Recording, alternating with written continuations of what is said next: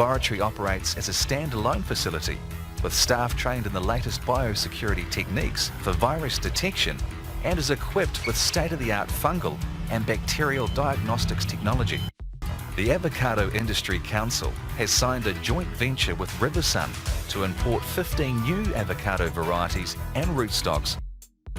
The undertaking is designed to ensure that New Zealand avocado growers gain access to new and improved plant material from overseas.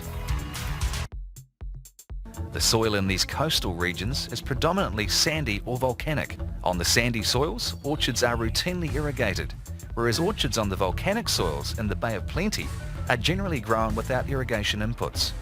The industry has experienced significant growth over the last 15 years. This has now grown to around 6,000 hectares. Export has increasingly become the key focus of the industry, with only 40% of fruit going to the domestic market. Trees are commonly planted at an initial spacing of 7 to 8 metres. Large trees are maintained at up to 12 metres in height, with a final spacing of up to 16 metres. Plantings are continually thinned as the trees age. The majority of orchards have a flat to rolling contour, and harvesting is accomplished using elevated working platforms once tree heights exceed 2 metres. Yields in excess of 30 tonnes per hectare are commonly achieved in mature orchards. The national average yield, including young orchards, for the past decade has been 6 tonnes per hectare, with a maximum of 9 tonnes per hectare during the 2001 season.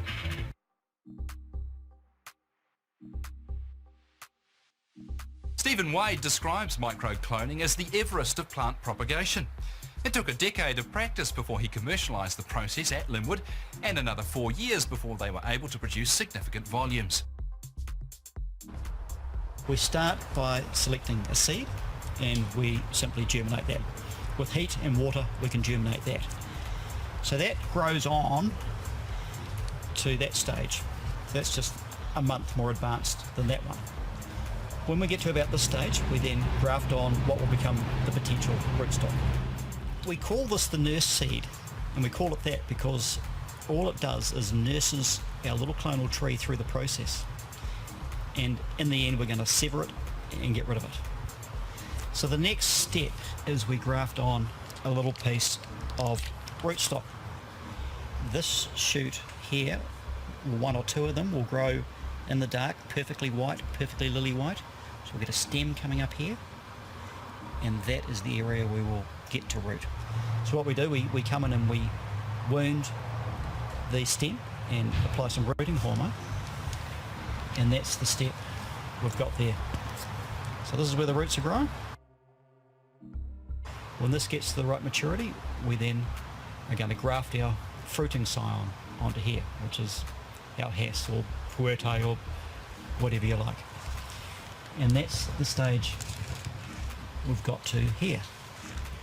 So we've actually got to manage to get one here where we've got 2 on the one seed. And so we've got 2 grafts here.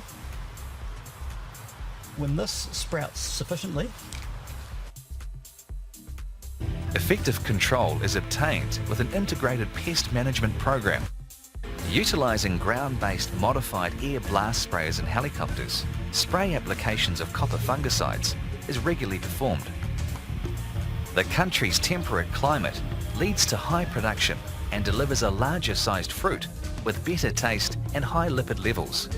It can also disrupt the avocado flowering and crop set, which requires skilled management to deliver even cropping cycles.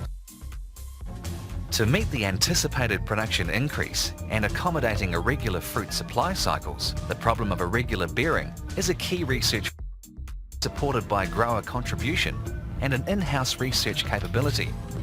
There is a strong grower support program, including published material and regular field days.